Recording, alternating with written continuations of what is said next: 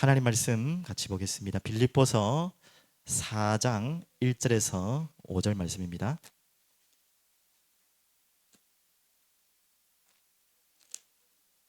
빌립보서 4장 우리 1절에서 5절까지 다 함께 성경 찾았죠? 다 함께 읽겠습니다. 그러므로 나의 사랑하고 사모하는 형제들, 나의 기쁨이요 멸류가 아닌 사랑하는 자들아, 이와 같이 주 안에 서라. 내가 유아디아를 권하고 순두개를 권하노니 주 안에서 같은 마음을 품으라. 또 참으로 나와 멍에를 같이 한 내게 구하노니 복음에 나와 함께 힘쓰던 저 여인들을 돕고 또한 클레멘드와 그 외에 나의 동력자들을 도우라. 그 이름들이 생명책에 있느니라. 주 안에서 항상 기뻐하라. 내가 다시 말하노니 기뻐하라. 너희 관용을 모든 사람에게 알게 하라. 주께서 가까우시니라. 아멘. 오늘 제목을 이렇게 잡았습니다. 주 안에서 항상 기뻐하라. 그러고 싶으시죠? 한번 제목대로 인사하겠습니다. 우리 주 안에서 항상 기뻐합시다. 우리 옆에 계신 소중한 사랑하는 분들에게 인사합시다. 주 안에서 어떻게 기뻐하라? 항상 기뻐하라. 어떻게 보면 우리의 소원이기도 하고 숙제이기도 하고, 오늘은 명령입니다. 소원이자 숙제인 정도가 아니라 하나님이 우리에게 주신 명령입니다. 또 바울을 통해서 우리에게 주신 말씀입니다. 주 안에서 적당히가 아니라 항상 기뻐하라. 그러면서 그 뒤에도 말씀 잘 알고 있는 아무것도 염려하지 마라. 그게 돼야지 이게 되겠죠, 맞죠? 뭐 기뻐하는 염려가 되는 데 기뻐가 되겠습니까? 오늘 주 안에서 항상 기뻐할 수 있는 오늘 답을 찾는 시간 되면 좋겠는데요. 그러려면 먼저 서론에 우리가 주 안에서 항상 기쁘지 않는 이유를 찾아야겠죠. 주 안에서 항상 기뻐하라 했는데 기뻐할 수 있는 존재고 그런 사람인데 왜 그게 잘 안 될까요? 내 마음에 항상 가끔씩 기쁘지 항상 기쁘지 않는 이유가 뭘까요? 그걸 찾아야겠습니다. 미리 답을 드리면 두 가지입니다. 교만한 마음과 용서할 수 없는 마음, 이 두 가지예요. 오늘 이 마음이 여러분 마음속에 시시때때로 오거든요. 그래서 항상 기뻐해야 되는데 항상 기쁨이 안 넘쳐요. 그것만 주의하시면 돼요. 그래서 첫 번째는 오늘 겸손하라라고 했는데요. 2절에 보시면 내가 유오디아를 권하고 순두개를 권하노니 주 안에서 같은 마음을 품으라. 지금 유오디아와 순두개가 갈등 속에 있다는 거 아시죠? 그러면서 이미 빌립보서 2장에 이 사실을 알고 바울이 메시지를 줬어요. 이미 다시 한 번 더 반복해서 하는 말씀이고, 거기에서 주시는 말씀이 뭐라고요? 주 예수의 마음을 품어라. 너희 안에 이 마음을 품어라. 그리스도 예수의 마음이니 하시면서 그리스도의 어떤 마음을 닮아라? 품어라. 겸손한 마음을 닮아라. 그렇게 말씀했죠. 뭐 앞에 한 번 더 보시면 빌립보서 2장 5절에 나오죠. 너희 안에 이 마음을 품어라. 곧 그리스도 예수의 마음이니. 그렇게 나왔죠. 3절에는 아무 일에든지 다툼이나 허용으로 하지 말고 오직 겸손한 마음으로 각각 자기보다 남을 낮게 여기라. 다툼이나 허용으로 하지 말고, 다툼이나 허용이 없는데 바울이 그냥 갑자기 나온 말이 아니라 이 마음이 지금 빌립보 교회 중요한 일꾼들에게 일어나고 있던 마음이에요. 그래서 이 마음을 예수의 마음으로 바꾸라는 지금 중요한 메시지입니다. 그래서 겸손하라는 말의 반대죠. 우리에게 교만의 열매가 있어요. 무서운 열매입니다. 교만에도 열매가 있어요. 많은 말씀들이 있지만 교만의 열매는 답을 먼저 말씀드리면 불순종입니다. 교만한 자는 반드시 순종이 안 되게 됐어요. 모든 것에 불순종하게 되고 대항하게 돼 있어요. 하물며 하나님께 그렇게 했다는 거예요. 하나님께 교만해서 불순종하고 그게 죄라고 합니다. 그럼 불순종의 열매는 뭡니까? 교만의 열매가 불순종. 그것이 죄고요. 반드시 심판 따라오게 돼 있죠. 그래서 성경에는 많은 부분 가운데 이 표현을 이렇게 표현했어요. 목이 곧은 백성이다. 특히 출애굽기에 광야에서 가장 많이 하나님께서 실체하는 이스라엘 백성들의 상태를 이렇게 표현했어요. 목이 곧은 백성이다. 일자목 말하는 게 아니고요. 거북목대라는 말이 아니라 진짜 목이 뻣뻣하게 하나님을 이렇게 대항하는 모습을 이렇게 표현한 거죠. 가장 하나님이 싫어하는 상태죠. 그러면 그게 끝이 아니에요. 말씀을 받을 수 없는 상태, 바로 그 상태입니다. 또 말씀을 받았다 하더라도 그걸 자기적으로 해석하는 상태, 무섭죠. 지도자들이 그렇게 할 수 있다는, 교만한 지도자들, 교만한 영적 지도자들의 가장 큰 문제가 이겁니다. 말씀을 자기 마음대로 자기적으로 해석하고 하며 그 말씀을 자기의 유익을 위해서 이용하는 자까지. 그래서 자기뿐만 아니라 말씀을 받는 자들을 죄악으로 끌고 가는, 교만으로 끌고 가는 가장 무서운 이야기죠. 또 교만의 열매는요, 들으려 하지 않아요. 절대로 말씀을 들으려 하지 않아요. 하나님의 영광을 가리고 또 모든 분쟁의 원인이 이렇습니다. 너무 지금 뭐 할 얘기가 많은데 일단 여기까지 말씀드리고, 성경에서 말하는 잠언서 8장 13절, 21장 4절 두 구절을 한번 확인해 보겠습니다. 앞에 말씀 한번 볼까요? 여호와를 경외하는 것은 악을 미워하는 것이라. 나는 교만과 거만과 악한 행실과 패역한 입을 미워하느니라. 하나님이 미워하신다 하셨어요. 또 한 구절 더 보면요, 자, 같이 읽겠습니다. 눈이 높은 것과 마음이 교만한 것과 악인이 형통한 것은 다 죄니라. 재미난 표현이 하나 있죠. 악인이 형통한 것은 다 죄니라. 이런 상태에 있는 악인이 잘 되는 것이 이게 죄라고 하는 겁니다. 이게 뭐 복이 아닙니다. 이게 저주고요. 오늘 이 말씀을 잘 기억하시면서, 그러면 두 번째, 오늘 겸손하라 말씀했는데 여러분과 저에게 열려야 될 열매는 어떤 열매? 겸손의 열매. 오늘 빌립보서 2장 1절 8절 너무 자주 보는 말씀이지만 자주 봐도, 너무너무 많이 봐도 아깝지 않은 본문, 계속 보고 싶은 본문. 자, 한번 앞에 부분을 보겠습니다. 빌립보서 2장 1절에서 8절. 그러므로 그리스도 안에 무슨 겉면이나 사랑의 무슨 위로나 성령의 무슨 교제나 긍휼이나 자비가 있거든. 분명히 여러분 성령 안에 계시면 이게 있게 돼 있어요. 2절 마음을 같이하여 같은 사랑을 가지고 뜻을 합하여 한 마음을 품어 아무 일에든지 다툼이나 허영으로 하지 말고 오직 겸손한 마음으로 각각 자기보다 남을 역게 여기고 각각 자기를 돌볼 뿐더러 또한 각각 다른 사람들 일을 돌보아 나의 기쁨을 충만하게 하라. 너희 안에 이 마음을 품으라. 곧 그리스도 예수의 마음이니 그는 근본 하나님의 본체시나 하나님과 동등됨을 취할 것으로 여기지 아니하시고 오히려 자기를 비워 종의 형체를 가지사 사람들과 같이 되셨고 사람의 모양으로 나타나사 자기를 낮추시고 죽기까지 복종하셨으니 곧 십자가에 죽으심이라. 이렇게 겸손 속으로 그리스도의 겸손을 닮아가는 때, 우리가 들어갈 때 일어나는 일, 순종이죠. 이 그리스도의 순종.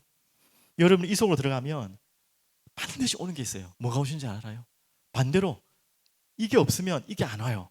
이게 단어가 은혜라고 합니다.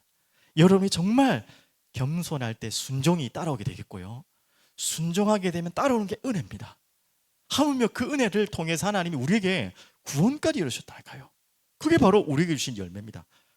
그러면 겸손해야 구원받는다 이 말은 아닙니다. 이게 과장되게 해석하지 마시고 우리의 겸손의 시작이 이렇게 어마어마한 열매까지 올 수 있다는 거예요. 우리에게 한마디로 여러분이 구원받으시려면 은혜가 필요하잖아요. 그럼 더 정확하게 말하면 은혜를 받으시려면 절대 교만해서는 안 돼요. 여러분 교만한 상태에서 구원받는 사람은 보지를 못했어요. 진짜 구원이 아닐 수도 모릅니다. 절대 교만한 마음으로 하나님을 찾을 수가 없어요. 찾을 이유가 없어요. 겸손한 마음으로 순종할 때, 은혜로 임할 때 찾아오는 것이 바로 은혜로 인한 믿음으로 구원받는 것이죠. 맞죠? 오늘 그 상태. 그러면 겸손이 얼마나 어마어마한 것이죠. 오늘 이 십자가에 죽으신 예수님의 겸손을 통해 그 예수님에게 허락하신 열매는 어마어마한 거 아닙니까? 모든 것을 다 살리고 회복됐잖아요. 마찬가지입니다. 우리가 그냥 단순하게 세상에서 말하는 겸손하게 살자 그런 말은 아니고요, 하나님 앞에 영적으로 순종하고 겸손할 때 오는 열매는 영생입니다. 어마어마한 거예요. 교만의 열매가 어떤 건지 알았잖아요. 겸손의 열매 어마어마한 거예요. 여러분 이걸 놓치지 마십시오. 그래서 두 구절만 오늘 보겠습니다. 베드로전서 5장 5절, 야고보서 4장 6절 한번 다 같이 또 한번 하나님 말씀 확인하겠습니다. 같이 보겠습니다. 젊은 자들아 이와 같이 장로들에게 순종하고 다 서로 겸손으로 허리를 동이라. 하나님은 교만한 자를 대적하시되 겸손한 자들에게는 은혜를 주시느니라. 분명히 나오죠. 겸손한 자에게 은혜. 반대로 말하면 은혜 받는 자는 반드시 겸손하게 되어 있어요. 내게 지금 은혜가 멀리 있는 것 같습니다. 은혜가 점점 나랑 좀 이렇게 딴 얘기 같습니다 하시는 분들은 빨리 찾으세요. 겸손한 하나님의 마음을 달라고. 반드시 은혜는요 멀리 있는 것이 아닙니다. 나의 높아진 눈, 나의 뻣뻣하게 솟은 곧든 목 때문에 은혜가 없는 것이지, 은혜를 하나님이 안 주실 리가 없잖아요. 하나님 은혜를 부어주시고자 하는데 우리가 그걸 안 받으려고 하니까 못 받는 거죠. 오늘 이 비밀을 꼭 붙잡으시길 바라고요. 한 구절 더 보겠습니다. 야고보서 4장 6절입니다. 그러나 더욱 큰 은혜를 주시나니 그러므로 일렀으되 하나님이 교만한 자를 물리치시고 겸손한 자에게 은혜를 주신다 하였느니라. 다 같은 말씀이죠. 하나님이 누구에게 은혜를 주시겠습니까? 겸손하니까 은혜를 주겠다는 말씀도 있을 수 있겠지만 우리가 은혜 받을 수 있는 상태 중의 상태가 바로 이 겸손입니다. 그래서 하나님은 이 은혜를 주시기 위해서라도, 여러분을 은혜를 주시기 위해서라도 허락하시는 게 무엇입니까? 여러분 잘했다 잘못됐다를 말하는 게 아니고요, 고난입니다. 고난도 허락하시는 거예요. 고난은 우리에게 유익이고 선물입니다. 은혜로 가는, 겸손으로 가는, 은혜 이전에 겸손으로 가는, 순종으로 가는 하나님의 최고의 선물이 고난이. 고난을 두려워하지 마십시오. 진짜. 그래서 베드로전서 5장 10절에도 말씀했잖아요. 그 고난은, 잠깐 당할 그 고난이 우리를 온전하게 하고 굳건하게 하고 강하게 하며 털을 견고히 하시리라. 그래서 두려워할 필요 없어요. 우리는 은혜로 가는 가장 좋은 선물이다. 겸허히 받아들이시고 하나님 앞에 겸손하게 순종하시면 여러분이 상상 못할 은혜의 단비를 쏟아부으시는 거예요. 오늘 그 은혜를 체험하시길 바라겠습니다. 자, 그러면 이 비밀이 있으면 오늘 제목처럼 뭐가 된다고요? 항상 기뻐하라. 반대로 내가 항상 기쁠 수 없는 이유가 뭐라고요? 이 상태가 아닌 거예요. 이 상태가 아니면 여러분 기쁨이 없어요. 좋은 일이 있을 수 있겠지만 그것으로도 행복하지 않아요. 여러분에게 안 좋은 일이 생겨도 기쁠 수 있는 이유가 이겁니다. 이 은혜가 여러분을 덮을 때, 여러분 하나님 앞에 순종하고 낮은 자세로 겸손할 때 여러분 은혜가 덮어버려요. 그러면 고난도 문제도 아무것도 상관없어요. 그래서 항상 기뻐할 수밖에 없죠. 자, 그러면 두 번째, 우리가 기뻐할 수 없는 상태에 치유될 부분입니다. 그게 뭡니까? 서로 도우라 라는 말씀 속에는 어떤 내재된 의미가 있겠습니까? 오늘 3절에서 5절 다시 볼까요? 빌립보서 4장 3절에서 5절 같이 보겠습니다. 또 참으로 나와 멍에를 같이 한 내게 구하노니 복음에 나와 함께 힘쓰던 저 여인들을 돕고 또한 클레멘드와 그 외에 나의 동역자들을 도우라. 그의 이름들이 생명책에 있느니라. 그러면서 주 안에 항상 기뻐하라. 내가 다시 말하오니 기뻐하라. 그리고 5절 뭐예요? 너희 관용을 모든 사람에게 알게 하라. 주께서 가까우시니라. 이 관용이라는 표현을 많이 쓰지는 않죠. 근데 의미는 대충 아시죠? 이런 마음입니다. 용서하는 마음이에요. 넓은 마음. 그래서 이 관용이라는 표현 안에는 용서가 들어가 있어야 되겠고요. 이 관용이라는 표현 안에는요, 온유라는 단어가 표현됩니다. 요즘에 제가 좀 이 베드로후서 읽으면서 온유라는 이 단어가 마음에 확 부딪히더라고요. 그래서 또 이 나쁜 버릇이 또 생겼는데, 또 누군가가 하여튼 저는 이제 불가능하고 혹시나 우리 후대가 나오면 일을 많긴 해요. 온유라는 일이 너무 많긴 한데 온유 너무 좋아요. 온유. 온유가 무슨 뜻이냐면 진짜 기다릴 수 있는 넓은 마음이거든요. 그냥 마음이 그냥 착하고 순하다는 말이 아니에요. 그건 세상에서 말하는 온유의 표현이지만 성경적인 말씀 속에서의 온유는요, 하나님의 말씀으로 가득 차서 그 말씀을 붙잡고 기다릴 수 있는 여유를 말하는 거예요. 어떤 일이 있어도. 그래서 그 말씀으로 사람을 이해해주고 수용해주고 품어줄 수 있는 그 모든 내용이 온유 안에 들어있어요. 참 아름다운 단어죠, 맞죠? 그런 사람이 요즘 필요하거든요. 이 세상에, 이 각박한 세상에 이런 사람이 없거든요. 전부 온유한 사람이 없어요. 전부 이게 사람을 이렇게 좁게 하는 좁은 마음들이 많지. 그러면 관용 안에는 용서와 온유가 들어가고, 그럼 용서, 온유 안에, 관용 안에 다 한마디로 포함된 게 뭡니까? 사랑이죠. 사랑이 없으면 이게 다 안 되는 거죠. 이렇게 서로 도우라는 거예요. 돕는 데는 이 마음이 없으면 안 돼요. 아이고, 좋은 사람 누가 못 돕습니까? 마음 맞는 사람 누가 못 도와요? 지금 그 도우라는 말이 아니잖아요. 맞죠? 그건 당연한 것이죠. 마음이 안 맞는데도. 그래서 교회 안에 지금 빌립보 교회에 대해서 바울이 이렇게 교육하고 있는 메시지 아닙니까? 마음이 맞지 않는데도 도우라는 거예요. 하물며 바울이 비난을 해놓고 그들을 또 도우래요. 그를 욕하려는 게 아니에요. 가르치려고 하는 것이죠. 그렇게 돕는 마음. 그러려면 관용의 마음이 있어야 되고 용서의 마음이 있어야 되고 온유의 마음, 사랑의 마음이 있어야 됩니다. 그래서 그 반대, 우리가 치유받아야 될 부분. 왜 우리가 항상 기쁨이 없냐? 우리 마음 속에는 좀 표현이 그렇지만 원망하는 마음, 미워하는 마음, 조금 독한 말로 복수의 마음이 우리를 가득 채우거든요. 조금만 그러면 세상 사람들에게도 그럴 수 있겠지만 교회 안에서도 저런 마음들을 우리가 순간순간 품게 됩니다. 저 마음이 나를 사로잡는 순간부터는 미움, 원망, 좀 더 커서 복수까지는 이제는 행동까지 하고 싶은 마음이 복수라고 할 수 있잖아요. 그 마음이 사로잡히는 순간부터는 어느 날부터 웃음이 사라지게 됐어요. 여러분 아무리 기쁜 일이 있어도 기쁘지 않아요. 저 마음이 치유되지 않고는 절대로 해결이 안 됩니다. 그래서 요한복음 8장 44절의 상태입니다. 잘 아시잖아요. 너희 아비 마귀가 가장 좋아하는 상태. 하물며 사단의 마음 상태가 뭐냐? 바로 이 마음 상태. 이 마음 상태. 그래서 이 성경에는 그런 또 비유이자 예화들이 있잖아요. 1만 달란트, 뭐 100데나리온, 1만 달란트, 1만 달란트라는 건 여러분이 뭐 달란트의 그 돈의 개념을 모르니까 모르겠지만 1만 달란트 하면 한마디로 말하면 여러분이 평생 벌어도 갚을 수 없는 돈입니다. 이 가치를 여러분이 잘 모르셔서 그런데 이거는 우리의 힘으로는 갚을 수 없는 빚을 진 거예요. 근데 이걸 탕감해 준 거예요. 그런데 100데나리온, 별 얼마 되도 안 하는 그 돈을 빚진 자를 빚 갚으라고 막, 그러면 또 잘못 해석하면 뭐 빚 같은 거 주고 그냥 갚으라는 소리 하지 말란 말입니까? 그런 말, 수준 낮은 말을 하는 게 아니잖아요. 더 쉽게 말하면 우리가 구원받은 은혜의 빚이 얼마나, 예수 그리스도의 십자가의 빚진 자 아닙니까? 우리가 그 보혈의 빚진 자 아닙니까? 아까도 찬양인 것처럼 보혈을 지나서 여기 왔잖아요. 우리가 어떻게 이 자리에 오고 하나님의 보좌 앞에 나왔습니까? 보혈을 지나왔다니까. 그 보혈이 보통 보혈입니까? 그리스도의 피 묻은 은혜가 우리에게 임한 거예요. 그걸 우리가 빚졌는데 그런 마음으로 보라는 거예요. 맞죠?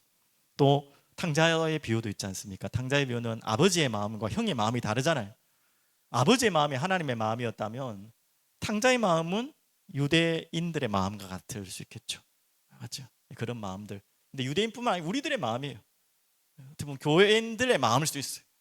그 마음에 이런 탕자형의 같은 마음, 탕자형과 같은 마음, 이 부분들이 치유될 수 있도록, 이제 그것이 끝이 아니고 나 자신도 용서하지 못하는, 그게 제일 큰 무서운 거죠. 남을 용서하지 못한다는 말은 나 자신도 용서하지 못하는 상태.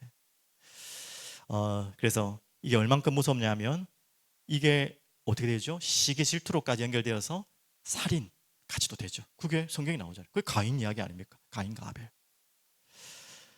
절대 평강이 없습니다. 예수님을 십자가에 못 박은 유대인의 상태, 다 이 상태잖아요. 뭔 그래 잘못을 했다고 예수님이 그렇게 사람을 죽이고 싶을 만큼 스데반을 돌로 쳤던 그 마음의 상태, 다 같은 마음이죠. 정말 무서운 상태죠. 자, 그래서 우리는 나도 모르게 이런 마음들이 우리의 관계 속에, 삶 속에서 자꾸 속을 수 있다는 거예요. 그래서 우리에게 하나님 주신 마음이죠. 관용의 마음, 5절에 나온 것처럼. 그런데 이 관용을 해라고 하는 게, 관용한 마음을 가지라 한 게 아니고요. 관용한 관용을 모든 사람에게 알게 하라, 주께서 가까우시니라, 이렇게까지 말씀하고 있어요. 그 부분 조금 더 이따 설명하겠지만요. 그러면서 성경 구절 몇 구절만 좀 말씀드리겠습니다. 그래서 관용이라는 말은 아까 말했듯이 용서, 또 기다려주고 온유한 마음으로 사랑하는 마음인데, 그렇다고 또 이거를 악용하거나 잘못 해석하면 안 됩니다. 범죄를 마음껏 허용해도 된다는 말이 아니에요. 맞죠? 그 범죄자를 무조건 벌주란 말이 아니라 회개토록 도와주는 것입니다. 맞죠? 그게 관용이에요.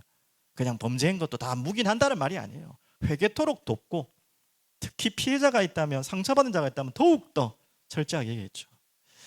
그래서 어떤 초대교회 교부가 했던 말입니다. 성경의 말은 아니고, 근데 꼭 성경에 있는 말처럼 알고 있는, 예전에도 제가 몇 번 언급했는데, 죄는 미워하되 사람은 미워하지 마라. 정말 좋은 말입니다. 성경적인 말씀에는 없지만 의미는 있죠. 그 말은 두 가지 의미가 있다 그랬죠.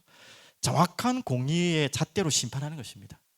저 사람이 밉다고 죄를 많이 막 덮어버리고, 저 사람 좀 내가 좋아하는 사람이라고 뭐 다 그냥 뭐 좋게 하라, 그렇게 하지 말라는 거예요. 그런 의미가 있고, 또 하나의 의미는 여러분이 생각하고 있는 그 의미입니다. 죄는 미워하되 사람은 미워하지 마라. 이 말은 뭐냐? 그 죄악된 그 모습은, 그 죄는 미워하지만 그 사람은 여러분 미워하시면 안 돼요. 맞죠? 그 사람이 회개토록 간절히 기도하셔야 돼요. 우리에게 자칫 잘못하면 그 상처를 우리가 다 가슴에 품을 수 있거든요. 그 상처는 여러분과 저희 마음도 병들게 해요. 그래서 여러분, 죄는 철저하게 미워하시고 싸우시고요, 그 길로 안 가도록 여러분 돌이키셔야 되고, 돌이키도록 도와야 되고요. 하지만 그 사람을 미워하는 만큼, 마음만큼은 돌이킬 수 있도록 하나님 앞에 은혜를 달라고 기도하겠습니다. 그래도요, 이 우리나라의 법에, 전 세계 법이 다 마찬가지겠지만 법도요, 우리가 냉정한 것 같지만 굉장히 뭡니까? 인간적인 사랑이 다 담겨 있어요. 복음적인 내용도 담겨 있습니다. 그래서 우리나라의 법 두 가지 기본 원리가 있거든요. 죄형 법전주의. 모든 죄는 법에 정해진 것만 정한다는 거예요. 이게 뭐 빈틈도 있겠죠. 법에 벗어나서 죄를 짓는 것은 벌을 물을 수 없는 거예요. 그래서 법을 또 만드는 거죠. 막 이상한 뭐 새로운 죄들이 나오니까, 인터넷 범죄들이 나오니까. 하지만 법으로 물겠다는 말은 사람을 가혹하게 하지 않겠다는 거죠. 또 한 가지가 있죠. 무죄 추정의 원칙. 법적으로 판단이 끝나기 전까지는 무죄임을 생각하고 모든 것을 하겠다는 거예요. 참 어떻게 보면 인간적인 내용이죠. 그것이 법 안에도, 법의 철학 안에도 담겨져 있습니다. 다 그 법은 결국 성경에서 나오는, 그 철학에서 나오는 법이거든요. 그래서 이런 부분들을 가지고 관영하되, 여러분 몇 구절만 성경 구절 한번 확인해 보겠습니다. 에베소서 4장 32절 다 같이 읽어볼게요. 서로 친절하게 하며 불쌍히 여기며 서로 용서하기를 하나님이 그리스도 안에서 너희를 용서하신과 같이 하라. 아멘이시죠? 뭐 여기에 거부할 마음이 있는 분은 없을 겁니다. 잘 안 돼서 그렇지. 자, 두 번째, 골로새서 3장 13절 같이 읽겠습니다. 누가 누구에게 불만이 있거든 서로 용납하여 피차 용서하되 주께서 너희를 용서하신 것 같이 너희도 그리하고. 참 여기서 걸리는 게 있죠. 누가 용서한 것 같이? 주께서 너희를 용서하신 것 같이. 그러면 할 말이 없는 거예요. 맞아. 용서를 해야 된다, 안 해야 된다, 내 마음에 용서할 마음이 있다 없다라고 말할 수 없을 만큼 주께서 나를 용서하신 것을 생각한다면 이거는 뭐 더 이상 우리의 입이 100개라도 할 말이 없죠. 맞아. 또 마지막 말씀, 고린도후서 2장 10절 11절 너희가 무슨 일이든지 누구를 용서하며 나도 그리하고 내가 만일 용서한 일이 있으면 용서한 그것은 너희를 위하여 그리스도 앞에서 한 것이니. 그러면서 11절 한번 보겠습니다. 이는 우리로 모에게 속지 않기 위해 사탄에게 속지 않게 하려 함이라. 우리는 그 계책을 알지 못하는 바가 아니로다. 너무나 잘 알죠. 사단이 하는 것은 무엇입니까? 복수. 우리나라 영화의 그 박찬욱 감독의 그 영화 세 가지 아주 세계적인 영화가 있잖아요. 그 복수 시리즈라고. 절대 보지 마십시오. 절대 추천 안 합니다. 완전히 복수에 대한 합리화하는 좀 영화긴 한데, 그 영화를 본 분들은 어떤 마음이 드냐 하면 참 마음에 참 비참한 마음이 들어요. 이 사단이 주는 마음이거든요. 그래서 여러분과 저에게는 정말 용서할 수 없는 사람도 있을 것이고요, 용서할 수 없는 상황도 있었겠지만 그냥 무조건 뭐 그냥 없던 걸로 하자 이 말이 아니라, 진짜 그리스도의 마음, 그리스도께서 내게 주신 그 빚을 생각하시면서 진짜 이 마음으로 여러분이 서로 함께 돕고 치유되는, 특히 우리 교회 안에서는 당연한 것이고, 교회 안에서 말할 필요도 없고, 교회 안에서는 어떤 여러분 마음속에 좀 이렇게 딱 미워하는 마음이나 걸리는 마음이 여기서는 아무도 없는 줄 알지만 혹여 찾아오더라도 여러분 속지 마시고 승리하신 여러분 되시길 바랍니다. 그래서 결론입니다. 자, 이럴 때에 이제 진짜 오는 마음이죠. 이제 될 수밖에 없어요. 이 두 가지 마음만 여러분이, 아까 마음과 생각을 지키시려 했는데 우리의 마음과 생각이 가장 많이 빼앗기는 게 이 두 가지잖아요. 교만의 마음으로 계속 우리는 끌려가고, 원망과 미움과 복수의 마음으로 이렇게 계속 끌려가요. 이 마음과 생각이 안 지켜지거든요. 그래서 그리스도 예수 안에 있는 우리에게는 하나님의 평강이 필요해요. 모든 지각에 뛰어난 하나님의 은혜와 평강이 필요한 거예요. 그때에 찾아오는 게 진짜 기쁨입니다. 여러분, 그냥 이유 없는 바보 같은 기쁨이 아니라, 우리 사랑이 흐르는, 우리 별명이죠, 사랑이 넘쳐 흐르는 교회는 아이고 너무 치매 사랑이 넘쳐 흐르는 교회는 뭐가 넘쳐야 되죠? 당연히 기쁨이 넘쳐야 됩니다. 됩니다가 아니라 기쁨이 넘치게 되어 있어요. 그래서 진짜 겸손한 마음으로, 진짜 관용의 마음으로 기쁨이 여러분에게 넘치길 바랍니다. 그러면서 다시 한번 5절을 볼까요? 마무리합니다. 너희 관용을 그냥 우리 혼자 기뻐하라는 게 아니고요, 모든 사람에게 알게 하라.